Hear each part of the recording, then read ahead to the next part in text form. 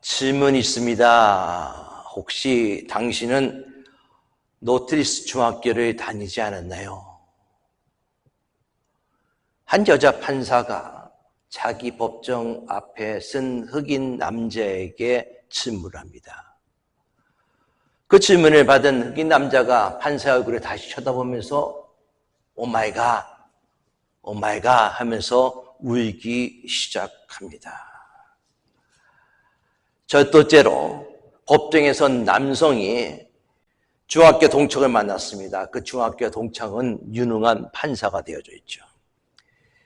아마 이 유튜브 영상을 보신 분도 계실 것입니다. 영상을 가만히 보면 재판을 진행하는 판사는 그 흑인 남성을 알아보고 난 다음에 이 학교를 나왔느냐라고 물어봅니다. 그리고 자기의 친구인 것을 알아본 남성은 그 자리에서 오열하고 있는 그런 영상이 나오고 있습니다. 재판이 진행되는 가운데 속에서 판사는 자기 친구에 대해서 이렇게 얘기합니다. 어떻게 당신에게 이런 일이 벌어졌는지 궁금했습니다. 중학교 때는 정말 좋은 학생이었는데 우리는 가끔 풋볼도 같이 하곤 했죠. 그런데 이 자리에서 얼굴을 다시 만나게 되니 유감입니다. 행운을 빕니다. 그리고 지금 있는 이 상황을 잘 극복하고 법을 지키며 살기를 바랍니다. 라는 것까지 유튜브에 올라와 있습니다. 그 다음에 어떻게 됐는지는 잘 모르죠. 그러나 그 다음 기사가 나왔습니다. 그 친구 민디라는 그 재판관이 그 자기 동창에게 형을 선고하고 난 다음에 그 형고성을 받은 그 사람은 10개월의 복역 기간을 마치고 감옥에서 출소를 하게 됩니다. 감옥에서 출소하는 날에 가족들과 함께 자기 중학교 동창인 민디 재판관이 그 자리에 같이 있었어요. 민디 그레이저 판사는 가족들과 인사를 마친 다음에 자기 친구 부스를 따뜻하게 다독였습니다. 그리고 이렇게 얘기합니다. 가족을 잘 돌보고 직업도 가지도록 해. 그리고 문제없이 살아보자. 누군가를 위해서 좋은 일도 할 수 있을 거야. 부스는 이렇게 얘기합니다. 당연하지. 믿어봐. 기자를 한 기자에게 이렇게 얘기합니다. 민디 그레이저는 저에게 좋은 영감을 불어넣어줬습니다. 그는 좋은 사람입니다. 법을 지켜야 하기 때문에 선고를 내릴 수밖에 없었지만은 가벼운 양형을 선고하여 법을 뛰어넘는 우정을 보여준 민디 판사가 이렇게 얘기합니다. 내 친구 부스는 자기에게 다시 한번 기회를 줄 판사가 필요했던 것이었습니다. 그리고 그 기회를 제가 줄 수 있었습니다. 아름다운 이야기죠. 법을 뛰어넘는 우정에 대해서 얘기하고 있습니다. 법을 뛰어넘을 수 있는 것은 다른 건 아무것도 없습니다. 법은 심판할 따름입니다. 정죄할 따름입니다. 그러나 법을 뛰어넘는 것은 사랑입니다. 우정입니다. 율법으로는 구원을 받지 못합니다. 모세오경에 율법이 613개가 나와져 있습니다. 그 613개 가운데 속에서 이것을 하라라고 얘기한 것은 248개가 되고요. 이것을 하지 말라라고 얘기한 것은 365개가 됩니다. 하라는 것보다 하지 말라라는 부정형의 율법이 더 많이 있다는 것이죠. 갈라디아서 3장 10절은 이렇게 얘기합니다. 율법은 저주를 가져온다라고 얘기하고 있어요. 그렇다면 하나님은 왜 이스라엘 민족에게 율법을 주신 건가? 출애굽한 이스라엘 민족들이 하나님의 백성으로 살아가기 위한 가이드라인이 바로 율법의 모습이었다는 것이죠. 이렇게 하라. 그래야면 축복해 주겠다. 이렇게 하지 말라 하면은 심판할 것이다. 거꾸로도 얘기할 수 있습니다. 이렇게 하라라고 얘기했지만 하지 않으면은 내가 너희를 심판할 것이다. 이렇게 하지 말라. 그것을 하면은 너희 또한 심판을 받을 것이다. 이런 내용의 모습이죠. 가이드라인입니다. 율법은 죄를 깨닫게 만듭니다. 로마서 3장 20절에 이렇게 얘기합니다. 그러므로 율법의 행위로 그의 앞에 의롭다 하시며 얻을 육체가 없나니 율법으로는 죄를 깨달을 따름이다. 로마서 7장 7절은 또한 이렇게 얘기합니다. 그런즉 우리가 무슨 말을 하리요? 율법이 죄냐? 그럴 수 없느니라. 율법으로 말미암지 않고는 내가 죄를 알지 못하였으니 곧 율법이 탐내지 말라 하지 아니었더라면 내가 탐심을 알지 못하였으리라. 사도 바울은 율법의 임무가 무엇인가? 사람을 의롭게 하는 것이 아니라 죄를 알게 하고 그리고 사람들이 그 죄진 것을 깨닫게 하고 하나님 앞에 나오기 위한 방편이 바로 율법이다라고 얘기하고 있습니다. 율법은 우리의 죄 지은 모습, 불의한 모습, 추악한 모습, 버림받은 모습 있는 그대로를 보여주고 그리고 그에 따른 준엄한 심판을 선언할 뿐만 아니라 우리가 스스로가 구원을 받을 만한 능력이 없다. 그렇기 때문에 우리에게 예수 그리스도가 필요하고 성령의 능력이 필요하고 보혈의 능력이 필요하고 하나님의 은혜가 필요하다라는 것을 가르쳐주기 위해서 바로 율법이 우리에게 주어졌다라고 얘기하고 있습니다. 그런데 갈라디아 교인들은 그런 것을 몰랐어요. 율법과 은혜를 제대로 몰랐기 때문에 하나님의 은혜를 팽겨쳐버리고 율법의 행위를 따라서 율법주의로 살아가겠다 하는 어리석은 그런 짓을 했던 모습이 바로 갈라디아 교인들의 모습입니다. 이로 인해서 바울은 1장에서 이렇게 얘기합니다. 갈라디아 교인들에게 다른 복음이 없다라고 1장에 얘기하고 2장에서는 오직 믿음으로 의롭게 된다라고 얘기하고 3장에서는 어리석도다 하면서 어리석은 갈라디아 교인들을 책망하고 있습니다. 그리고 오늘 본문에서 믿음과 율법을 가르치기 위해서 아브라함과 모세와 그리고 그리스도 이 내용들을 언급하고 있습니다. 갈라디아서를 강의하는데요. 참 갈라디아서는 쉽지 않습니다. 어떻게 본다면 로마서보다 더 어려운 그런 서신서가 이 갈라디아서인 것 같아요. 갈라디아서를 하나하나 강의하면서 정말 하나님이 우리를 이처럼 사랑하셨구나라는 것을 다시 한번 저는 깨달을 수가 있었습니다. 제가 깨달은 것을 여러분들과 같이 좀 함께 나눌 수 있기를 바라겠습니다. 오늘 본문을 봅니다. 15절 말씀입니다. 우리말 성경으로 읽어드립니다. 형제들아 내가 사람이 예를 들어 말합니다. 사람이 언약이라도 한 번 맺은 후에는 아무도 그것을 무효로 하거나 덧붙일 수 없습니다. 갈라디아 교인들이 이해할 수 없기 때문에 이해하기 쉽게끔 사람의 예대로 말한다라고 바울은 얘기하고 있습니다. 사람이 맺은 그 언약은 그 아무도 파기할 수 없습니다. 그것을 파기하면은 거기에 대한 정당한 대가가 따라가기 때문에 그렇습니다. 아무도 그것을 무효로 하거나 덧붙일 수 없습니다라고 얘기하고 있습니다. 이것이 사람의 계약이에요. 사람의 계약도 아무도 파기할 수 없는데 하물며 하나님의 계약을 누가 파기할 수 있느냐 이것을 설명하기 위해서 오늘 본문은 그렇게 얘기하고 있습니다. 16절 말씀 계속 봅니다.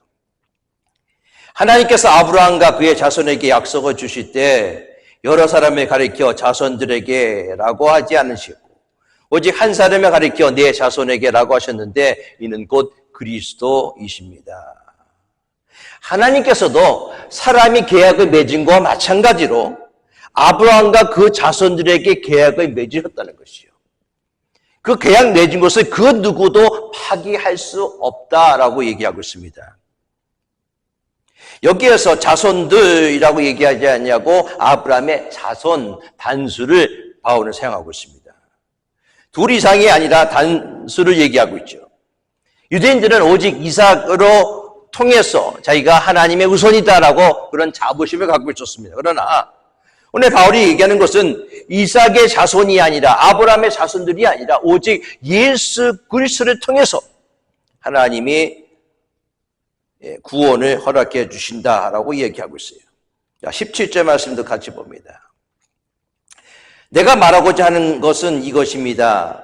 430년 후에 생긴 율법이 하나님에 의해 미리 정해진 언약을 무효화하거나 그 약속을 취소할 수 없다는 것입니다.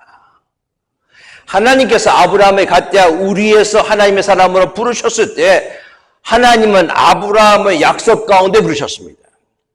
아브라함을 통해서 주어진 하나님의 약속이 모세를 통해서 주어진 그 약속보다도 430년이나 먼저 주어졌다는 것을 이야기하고 있어요. 그러면서 하나님이 아브라함과 언약하면서 창세기 15장 6절 말씀에 아브라함이 여호와를 믿으니 여호와께서 이를 의로 여기셨다라고 하셨고, 그 믿음으로 의롭다고 한 그것이 행위에서 근것이 된 것이 아니라 바로 믿음으로 하나님의 언약으로 근거되었다라는 것을 이야기해 주고 있다는 것이죠. 자, 모세에게 주어진 그 율법보다 하나님이 언약이 더 먼저다라고 얘기하고 있습니다. 여러분들 잘 따라오셔야 돼요.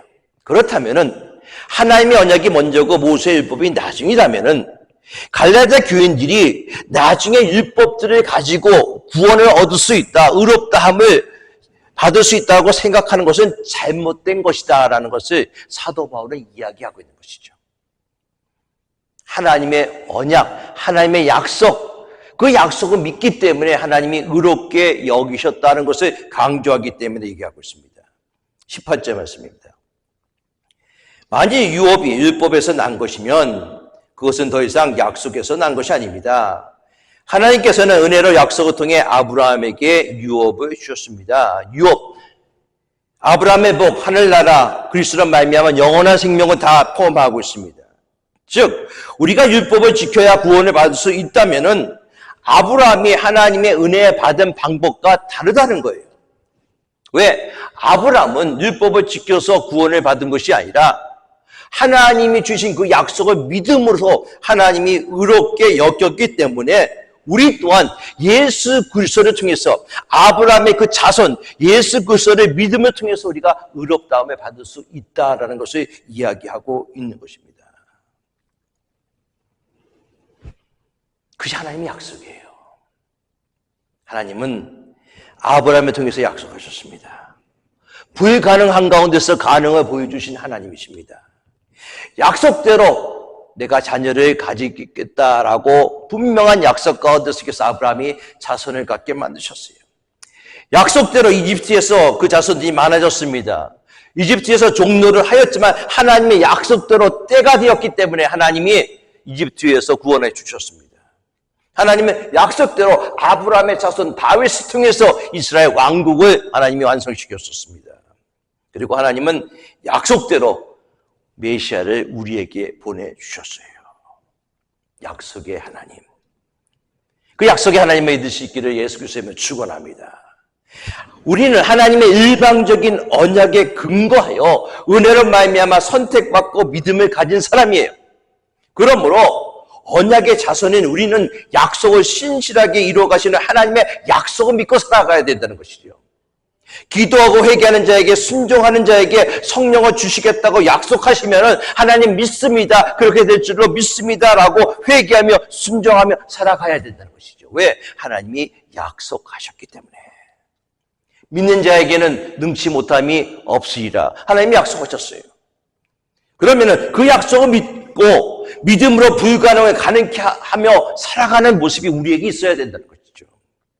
아무리 세상이 바뀌고 누가 무슨 말을 해도 예수님이 재림하신다라고 분명히 약속하셨기 때문에 그 재림하실 예수 그리스도를 바라보며 살아가는 그런 모습이 우리에게 있어야 된다는 것입니다.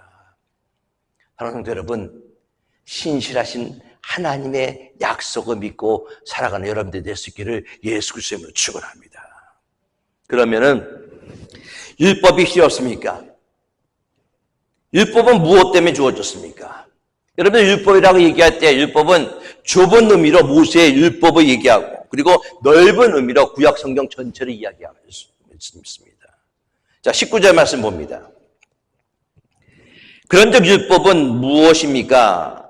율법은 약속된 자손이 오기까지 죄 때문에 더한 것입니다. 율법은 천사를 통해서 한 중보자의 손으로 주어졌습니다. 약속받은 자들에게 죄를 깨닫게 하기 위해서 주어진 것이라는 것이죠. 범법함으로라는 말은 완악하게 된 인간에게 죄에 대해서 자각하고 죄에 대해서 알게 하기 위해서라는 그런 뜻이 있습니다. 즉 범죄를 깨닫고 범죄를 미연에 방지하고 발생한 범죄를 책망하고 비판하기 위해서 율법이 주어졌다라고 얘기하고 있습니다. 그리고 율법을 어긴 후에 내가 얼마나 큰 죄를 저질렀는가 깨닫기 위해서, 즉 율법은 죄를 폭로하는 것이라는 것이죠. 우리의 모습을 한번 살펴볼 수 있기 바라겠습니다. 자기 교만, 자기 잘난 체, 자기 신뢰, 자기 선행이 죄인지 모르고 우리는 살아갈 때가 너무나 많이 있습니다. 자기 자존심으로 자기가 왕노릇하며 살아가는 것이 죄인지 알지 못합니다. 인간의 타락한 본성을 깨닫게 하기 때문에 그 율법이 없으면 죄가 죄인지를 모른다는 것이죠. 로마서 3장 19절 21절은 이렇게 얘기합니다. 우리가 알거니와 무릇 율법이 말하는 바는 율법 아래 있는 자들에게 말하는 것이니 이는 모든 입을 막고 온 세상으로 하나님의 심판 아래 있게 하려 함이라. 그러므로 율법의 행위로 그의 앞에 의롭다 하심을 얻을 육체가 없나니 율법으로는 죄를 깨달을 따름이라. 로마서 4장 15절 말씀입니다. 율법은 진노를 이루게 하나니 율법이 없는 곳에는 범법도 없느니라. 로마서 5장 13절에 사도 바울은 계속 얘기합니다. 제가 율법 있기 전에도 세상에 있었으나 율법이 없을 때에는 죄를 죄로 여기지 아니하였느니라. 무슨 얘기입니까? 아담의 그 죄를 통해서 율법을 받기 전에 죄가 있었다는 것이죠. 그러나 모세의 율법을 통해서 비로소 죄로 여겨졌다라고 얘기하고 있는 것입니다. 로마서 5장 20절입니다. 율법이 들어온 것은 범죄를 더하게 하려 함이라 라고 율법에 대해서 얘기하고 있어요. 그런데 율법은 어떻게 받아들였는가? 하나님의 오세를 통해서 주셨죠. 그것이 모세 오경의 모습입니다. 그런데 천사들을 통해서 모세에게 전해졌다라고 얘기하고 있습니다. 사도행전 7장 53절에 보면은 천사를 통해서 모세에게 율법이 주어졌다라고 얘기하고 있고 모세는 그것을 백성에게 주어졌다. 자, 이 얘기는 무슨 얘기인가? 율법이 간접적이라는 거예요. 누구를 통해서 율법이 우리에게 전해졌습니다. 그러나 하나님의 약속은 어떤 것이죠? 직접적이라는 것입니다. 하나님이 아브라함에 직접적으로 말씀하셨다는 거예요. 아브라함은 그 하나님의 말씀을 듣고 믿음으로 의로 여김을 받은 것입니다. 자, 간접적인가 직접적인가라는 것이죠. 그러면서 20절 말씀 이렇게 얘기합니다. 그 중보자는 한편만을 위한 중보자가 아닙니다. 중보자가 뭡니까? 모세를 통해서 천사를 통해서 받은 그 율법을 얘기하고 있습니다. 중보자는 한편만을 위한 중보자가 아닙니다. 그러나 하나님은 한 분이십니다. 제가 조금 전에 말씀드렸던 율법과 약속의 성격에 대해서 얘기하고 있습니다. 즉 약속은 하나님의 절대적인 의지가 결정이 되었고 율법은 상대적이라는 거예요. 간접적이라는 것을 얘기하고 있습니다. 그리고 율법의 역할은 어떤 것인가? 약속하신 예수 그리스도가 오시기 전까지 임시적인 역할을 한다라고 이야기하고 있습니다. 22절 말씀입니다. 그러나 성경이 모든 것을 제 아래 가두었으니 이는 예수 그리스도를 믿음으로 말미암은 약속을 믿는 자에게 주려함이니라. 예수 그리스도가 오시기 전까지 그 율법이 필요하다는 것을 얘기하고 있습니다. 그렇다면은 하나님의 약속과 율법이 대립되는 것인가? 그렇지 않다. 21절 말씀이에요. 그러면 율법이 하나님의 약속들과 반대되는 것이냐? 결코 그럴 수 없느니라. 만일 능히 살게 하는 율법을 주셨더라면 의가 반드시 율법으로 말미암았으리라. 바울 설명을 들으면요, 자칫 오해할 수 있는 것이 율법과 약속이 서로 반대가 된다라고 오해할 수가 있다는 거예요. 자, 왜냐하면은 약속도 누가 주셨죠? 하나님이 주신 거예요. 율법도 누가 주셨죠? 하나님이 주신 거예요. 자, 약속도 율법도 하나님으로 말미암았습니다. 그런데 이 둘은 서로 반대가 될 수 없어요. 왜? 율법은 하나님의 약속을 반대하는 것이 아닙니다. 하나님이 주셨는데 그것이 반대가 되면 안 되는 것이죠.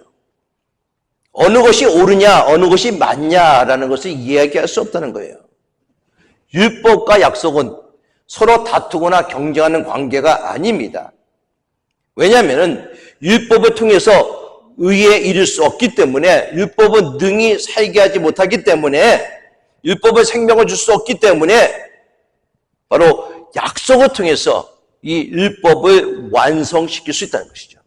자, 이 얘기는 예수님이 율법에 대해서 말씀하신 거 들어보세요. 내가 율법을 폐하러 왔는지 생각하지 말라. 내가 율법을 뭐라고요? 완성시키기 위해서 오셨다라고 얘기하고 있습니다. 그래서 우리가 율법을 폐할 수는 없다는 거예요. 서로 경쟁하고 대립하는 관계가 아닙니다. 율법은 제자리에서 제 역할을 할 때 약속으로 인도하는 일을 합니다. 율법은 생명을 줄 수 없기 때문에 생명을 줄 수 있는 약속으로, 믿음으로, 복음으로 그리스도께 인도하는 것이죠. 그것이 율법의 역할입니다. 조금 더 쉽게 얘기하면 율법은 엑스레이와 같아요. 내 영혼에 무엇이 잘못되어 있는가 율법을 통해서 내가 알 수 있다는 것이죠. 율법 앞에 서게 되면 우리의 죄가 환하게 벌거벗은 것처럼 드러나게 된다라고 로마서 7장 7절은 얘기하고 있습니다. 그렇기 때문에 우리가 날마다 성경을 읽어야 되고 매 주일마다 하나님 말씀 안에 나와야 되고 그리고 성경 말씀을 들어야 되고 내 자신의 영적 상태가 어디에 있는가 현주소를 알 수 있어야 되는 것이죠. 그것이 바로 율법을 통해서 알 수가 있다는 것입니다. 자, 그런데 종종 율법에 대해서 아주 위험한 오해를 하는 사람이 있습니다. 목사님, 예수 믿는 사람들은 우리는 성령 시대에 살고 있지 않습니까? 바로 구약 시대에 살고 있지 않기 때문에 율법은 더 필요 없죠. 우리는 은혜의 시대에 살고 있기 때문에 율법의 말씀에 대해서 전혀 부담감 느낄 필요가 없지 않습니까? 교회에서 강조하는 11조 구약 율법 시대에는 해당되는 거 아닙니까? 안식일을 지키라라는 것도 율법이 아닙니까? 율법을 경시하는 반율법주의 사람들이 가끔 있습니다. 그러나 이것은 오해입니다. 바울이 로마서에서 율법에서 자유함을 얻었다라고 얘기합니다. 그런데 율법에서 자유함을 얻었다는 의미는 그런 의미가 결코 아니에요. 우리가 율법을 지킴으로 구원받았다는 것이 아니고 그리스도를 믿음으로 구원 얻은 사람이 되었다는 것입니다. 우리가 율법에서 자유함을 얻었다는 것은 설령 우리가 연약하여서 율법의 말씀을 다 지켜 행하지 못한다 하더라도 그것 때문에 멸망하지 않는다는 거예요. 이것은 율법을 안 지켜도 된다거나 지킬 필요가 없다는 말이 결코 아니라는 것이죠. 왜? 구약에 나와 있는 모든 율법들을 우리가 세 가지로 구분할 수가 있어요. 제사법, 시민법, 도덕법. 도덕법에 해당되는 것은 지금도 우리가 지켜야 될 말씀이죠. 십계명에는 말씀도 지금도 우리가 분명히 지켜야 될 하나님이 우리에게 주신 그런 법입니다. 바울은 지금까지 율법주의를 공격하고 이를 하나님의 약속과 대립되는 입장에서 논했습니다. 그러므로 당연히 우리에게 나오는 그런 질문이 있어요. 그것은 하나님의 약속과 율법이 반대되는 것이냐라고 얘기했을 때 바울은 결코 그럴 수 없다. 율법이나 약속은 다 하나님이 주신 거기 때문에 그렇게 될 수 없다. 단지 목적이 다를 뿐이다 라고 얘기하고 있어요. 하나님이 살게 하는 율법을 주시지 않았습니다. 만약 율법이 믿음처럼 사람을 살게 했다면 율법으로 말미암아 우리가 의롭게 되고 사람들은 약속을 기다릴 필요가 없어요. 그리스도를 기다릴 필요가 전혀 없습니다. 그러나 율법은 살게 만드는 것이 아니라는 것이죠. 율법은 죄를 깨닫게 하는 것이죠. 22절 말씀 다시 봅니다. 그러나 성경이 모든 것을 제 아래에 가두었으니 이는 예수 그리스도를 믿음으로 말미암는 약속을 믿는 자에게 주시기 위함이다. 율법을 아무리 지키려 하더라도 죄의 문제를 해결할 수 없어요. 그래서 죄를 해결할 수 있는 방법들 하나님이 주셨습니다. 예수 그리스도가 오시기 전에. 여러분 뭡니까? 제사법이에요. 제물을 자기의 죄의 대신으로 드림으로써 하나님이 속죄하게 만드신 거예요. 그런데 그게 끝이 없는 거죠, 여러분들. 그렇죠? 계속 드려야 하니까요. 계속 죄를 지으니까는. 그래서 예수님이 이 땅에 오셔서 단번에 속죄 제물이 되어서 우리의 모든 죄를 용서해 주신 것입니다. 히브리서 10장 10절 말씀입니다. 이 뜻을 따라 예수 그리스도의 몸을 단번에 들이심으로 말미암아 우리가 거룩함을 얻었느니라. 히브리서 9장 12절 말씀입니다. 염소와 송아지의 피로 하지 아니하시고 오직 자기의 피로 영원한 속죄를 이루사 단번에 성소에 들어가셨느니라.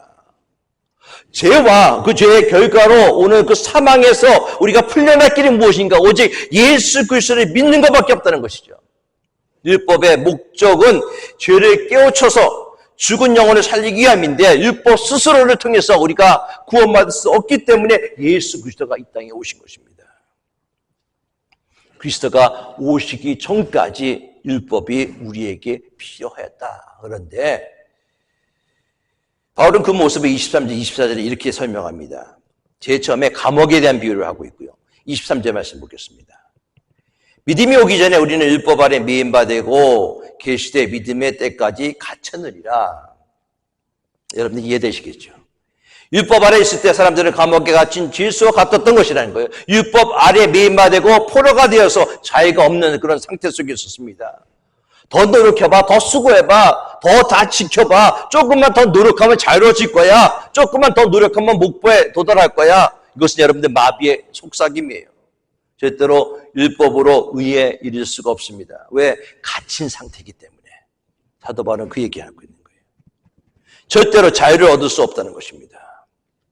거기까지가 율법의 역할이에요. 자, 그러고 난 다음에 24절입니다. 이같이 율법이 우리를 그리스도께로 인도하는 초등교사가 되어, 옛날에는 몽학선생이라고 되어졌어요. 초등교사가 되어 우리로 하여금 믿음으로 말미암아 의롭다함을 얻게 하려 함이라. 초등교사, 초등학교 선생님을 말하는 것이 아닙니다, 여러분. 몽학선생, 다른 번역본을 살펴보면 이 말을 다양하게 번역했습니다. 후견인, 개인교사, 훈육선생, 가정교사. 당시에 주로 교육받는 노예들이 했던 역할인데 주인의 자녀를 맡아서 통제하고 가르치고 또 훈육했던 그런 역할들을 바로 노예들이 감당했었습니다. 때로는 따뜻한 말로 위로해야 되고 때로는 엄한 교육을 하게 되었습니다. 자, 율법이 이와 같은 역할을 한다는 거예요. 초등교사가 아이가 클 때까지 훈육하고 양육을 했던 것과 마찬가지로 믿음의 기한이 다 차고 예수 그리스도가 오시기 전까지 초등교사의 역할을 율법이 감당하였다라고 얘기하고 있는 것입니다. 그렇다면 여러분들 율법은 필요 없는 걸까요? 아니지요. 어린아이가 장성하기 위해서 초등교사, 즉 율법이 필요하다는 것입니다. 율법을 통해서 무엇이 잘못됐고 무엇이 옳고 하는 것을 배울 수 있기 때문에 그렇습니다. 자, 마지막으로 예수 그리스도를 말미암아 율법에서 벗어난 모습, 그렇다면은 이 모든 것이 율법의 모습인데 이 율법의 모습에서 우리가 예수 그리스도를 믿음으로 의롭다함과 얻고 우리가 벗어났다라고 얘기하고 있습니다. 25절부터 27절입니다. 믿음이 온 후로는 우리가 초등교사 아래 있지 아니하다. 너희가 다 믿음으로 말미암아 그리스도 예수 안에서 하나님의 아들이 되었으니 누구든지 그리스도와 합하기 위해서 세례를 받은 자는 그리스도로 옷 입었느니라. 하나님께서는 율법을 통해서 사람들에게 믿음의 필요성을 깨닫게 하시고 그동안 더하셨던 율법을 벗겨 주심으로 종이 아닌 하나님의 아들로 살게 하신 것입니다. 죄인이었던 우리가 어떻게 하나님의 자녀가 될 수 있습니까? 요한복음 1장 12절 말씀 속에 영접하는 자, 곧 그 이름을 믿는 자들에게는 하나님의 자녀가 되는 권세를 주셨으니 이는 혈통으로나 육정으로나 사람의 뜻으로 하지 아니하고 오직 하나님께로 난 자들이라. 여러분들 어마어마한 사건이 벌어질 거예요. 어떻게 하나님의 자녀가 되었습니까? 믿음으로 말미암아 하나님이 나의 죄를 위해서 예수님을 보내주시고 예수님이 십자가에 돌아가시면서 또한 부활하심을 통해서 우리가 하나님의 자녀가 되었다는 것이죠. 오늘 본 말씀에 예수 그리스도 안에서라고 얘기하고 있습니다. 하나님과 영적인 관계를 맺고 있는 것이죠. 오늘 보면 누구든지라고 얘기하고 있습니다. 아무리 죄가 많이 있다 하더라도 얼굴을 들고 살 수 없을 정도로 수치심에 사로잡히는 사람도 회개하고 성령 세례 받으면은 그리스도의 옷을 입고 더러운 몸을 다시 한번 새롭게 만들어주시는 하나님의 은혜가 있다면은 우리가 하나님의 자녀가 누구든지 될 수가 있다는 것입니다. 28절 말씀입니다. 너는 유대인이니까 헬라이게나 종이나 자유인이나 남자나 여자나 다 그리스도 예수 안에서 하나이니라. 자, 그리스도 안에 있으면 인류가 가지고 있는 근본적인 3대 장벽이 허물어집니다, 여러분. 인류가 가지고 있는 3대 장벽이 뭔지 아세요? 인종, 차별, 신분차별, 성차별. 자, 인종차별, 민족적 차별이 있어요. 유대인이나 헬라인이나 구별이 없다라고 얘기하고 있습니다. 선민의식에 덮여있던 유대인들은 이방인을 짐승 취급하고 지옥의 땔감 정도로 여겼습니다. 헬라인들은 자기 자신이 지식인이라 철학자다라고 얘기하면서 다른 나라 사람들은 야만이라고 얘기하고 있습니다. 여러분들, 오늘날도 이런 일이 있다는 것이죠. 현대사회에도 얼마나 많은 인종차별이 있습니까? 우리가 소속된 가정, 단체, 사회, 국가 다르다고 얼마나 차별 많이 합니까? 단순히 피부색과 외형적인 요소가 다르다고 차별 행위하는 것, 바로 지금도 일어나고 있다는 것이죠. 인종 우월주의에 사로잡혀 백인은 다 죽여야 된다고, 흑인은 다 죽여야 된다고 인공청소하는 경우도 있습니다. 그를 통해서 광기 어린 살인, 집단 강간이 지구상에서 지금도 이루어지고 있어요. 그런데 예수 안에 있으면은 그런 민족적 차별이 없어지는 거예요. 그리스도 안에 있으면 신분상 차별도 없어집니다. 종이나 자유자나 다 하나입니다. 로마 시대에는 귀족, 기사, 시민, 해방 노예, 노예 등 엄청난 차별이 있었습니다. 예수 안에 있으면 신분의 고하를 초월하는 거예요. 지금도 마찬가지 아닙니까? 어디 출신이야? 라는 것을 얼마나 많이 따집니까? 고향이 어디입니까? 라는 것을 얼마나 따집니까? 무슨 학교 나왔습니까? 라는 것을 얼마나 따지고 있습니까? 무슨 이십니까? 성씨가 뭡니까? 아, 양반 집안이네요. 아니네요. 얼마나 많이 따지고 있습니까? 예나 지금이나 출생비용과 부의 정도, 교육 수준과 사회적 능력에 따라서 신분 차별이 얼마나 강합니까? 그러나 예수 그리스도 안에 있으면은 이 모든 벽이 허물어진다는 거예요. 성별상의 차이가 없습니다. 남자나 여자나 다 하나입니다. 오랜 세월 동안 남성이 한 여성 폭력적 차별과 지별을 받아왔습니다. 여성들이 얼마나 힘듭니까? 지금도 힘들어요. 여성들은 어떤 성적인 놀이개로 취급하는 그런 남성들이 얼마나 많이 있습니까? 작은 어린아이들을 치어리더로 하면서 프로페셔널 그런 운동계가 일어날 때 그 어린아이들이 쫙 짧은 치마를 입고 치어리딩 한다고 춤을 추고 있습니다. 그것을 희끗희끗 쳐다보는 그런 남성 어른들이 또 있다는 것이죠.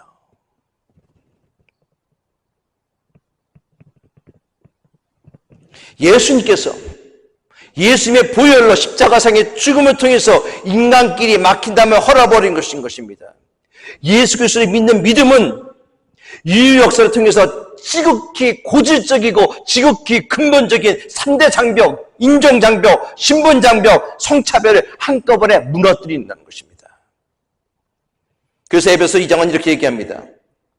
그는 우리의 화평이신지라 둘로 하나를 만드사 중간에 막힌다면 하시고 원수된 것 곧 의문에 속한 계명의 율법을 자기 육체로 폐하셨으니 이는 이 둘로 자기 안에서 한 세 사람을 지어 화평하게 하시고 또 십자가로 이 둘을 한 몸으로 하나님과 화목하게 하려 하십니다. 우리 주님께서는요, 유대인이나 헬라인이나 자유인이나 종이나 남자나 여자나 어른이나 아이나 지식이나 무식한 사람이나 부자나 가난한 사람, 그 모든 것을 막고 있는 창벽을 허물기 위해서 십자가에 못 박혀 죽으셨습니다. 그리고 부활의 능력으로 우리에게 그것을 또한 허물 수 있는 능력을 허락해 주셨다는 것입니다. 그런 믿음으로 우리가 살아가야 돼요. 그럴 때 하나님이 축복하십니다. 마지막 29절입니다. 같이 읽어볼까요? 29절 시작. 너희가 그리스도의 것이면 곧 아브라함의 자손이요 약속대로 유업을 이을 자이라. 유대인만 아브라함의 자손이 아니라 믿는 자다 모두 아브라함의 영적 자손이다. 유업을 이을 자, 상속자라는 것입니다. 상속자는요, 아버지가 가진 신분, 아버지가 가진 재산, 아버지가 가진 모든 지위들, 그것을 자녀들에게 물려줍니다. 자녀들이 그것을 다 받는 거예요. 누가 우리 아버지입니까? 하늘에 계신 아버지가 하나님이 우리 아버지 아십니까? 그 모든 것들을 우리에게 부어주신다는 거예요. 하나님 아브라함과 그의 후손들에게 복을 약속하셨어요. 창세기 12장 2절 말씀에 보면 너는 복이 될지라 라고 얘기하고 있습니다. 이 말은 너는 복 자체가 될 것이다. 우리말로 하면 너는 복덩이가 될 것이다 라는 그 뜻이에요. 이 유업, 후사라고도 번역되는데요. 이것은 신약에서는 우리가 들어갈 천국을 또한 예비하고 있습니다. 우리가 그리스도 안에 있으면 천국을 상속받게 됩니다. 이 땅을 창조하시고 섭리하시는 하나님의 아버지의 것을 상속받는 상속자가 되는 것이에요. 바로 그런 축복이 바로 우리에게 있게 되는 것입니다. 사랑하는 성도 여러분, 우리는요 이 땅에 잠깐 살다가 죽을 인생이 아닙니다. 우리에게는 영원한 생명이 있습니다. 여러분 믿으십니까? 할례 받았다고 율법을 지킨다고 천국을 상속받는 것이 아니에요. 더 쉽게 오늘날로 얘기한다면 내가 교회에 나온다고 내가 세례 받았다고 천국이 우리에게 보장되는 것이 결코 아니라는 사실인 것입니다. 우리가 그리스도 안에 있어야 되는 것입니다. 예수를 나의 구주를 영접하고 주님과 함께 동행하며 주의 말씀대로 함께 살아가는 모습이 우리에게 있어야 된다는 거예요. 그것을 매일매일 두렵고 떨림으로 하나님의 말씀을 순종하며 살아가는 우리의 모습이 있어야 되는 것입니다. 하나님의 복음이, 예수 그리스도의 복음이, 하나님의 말씀이, 성령의 놀라운 능력이 여러분들을 사로잡고 성령의 그 능력으로 하나님의 말씀으로 주와 함께 동행하는 저와 여러분들이 모두가 될 수 있기를 예수 그리스도의 이름으로 축원합니다. 기도하겠습니다. 성령의 은혜가, 성령의 능력이, 성령의 역사가 우리 사랑하는 성도들에게 있게 하여 주시고 오직 믿음으로 하나님 앞에 나아가는 믿음의 성도들 다 되게 하여 주시옵소서. 우리의 연약함을 아시고 예수 그리스도를 이 땅에 보내주신 하나님, 하나님의 그 극진하신 사랑 우리가 받고 예수 그리스도를 매 순간순간마다 나의 구주 또 나의 전부로 여기며 나의 삶의 왕자를 주 앞에 내려놓고 주님과 함께 동행하는 믿음의 성도들 다 되게 하여 주시옵소서. 감사 찬송드리며 우리 주 예수 그리스도의 이름으로 기도드리옵나이다. 아멘.